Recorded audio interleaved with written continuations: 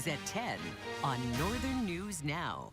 This salty sitting in the port of Duluth Superior tonight. She's supposed to carry precious cargo overseas very soon, but a labor dispute has the crew's travels in doubt.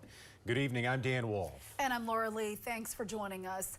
A labor strike in Canada is now impacting our local economy and shipping industry. Yeah, and if it isn't resolved soon, it could cause big problems here. Northern News Now's Cara Kopp visited the Duluth Seaway Port Authority to learn more.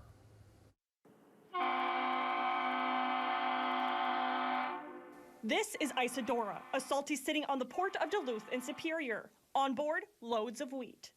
And it's scheduled to bring that wheat to Algeria. But its shipment might not be able to make it out of the Great Lakes St. Lawrence Seaway system. That due to the Unionized Workers of Canada's St. Lawrence Seaway Management Corporation going on strike Sunday.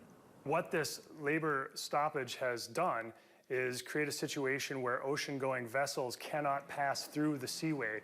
The entire Seaway acts as a linear system of locks and canals. Where the strike is impacting is here in the Welland Canal. That's where locks under Canadian operation lie. A stoppage in that one area causing a block of all ships trying to move through the Great Lakes and Atlantic Ocean. It affects the cargo owners, it affects the workers at our docks. It affects the companies that produce goods that move in and out of our port on these ships. Now companies are bracing for the economic setback that could come from this type of strike not being resolved quickly.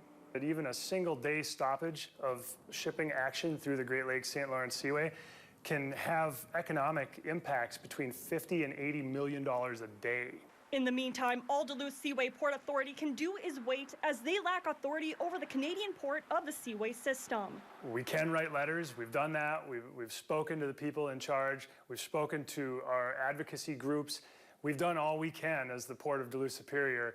Workers both on and off the Isadora hoping the Salty is able to hit the open water soon. In Duluth, Cara Kopp, Northern News Now. Cara, thank you. Now, this is the first mid-season strike in the Seaway since 1968.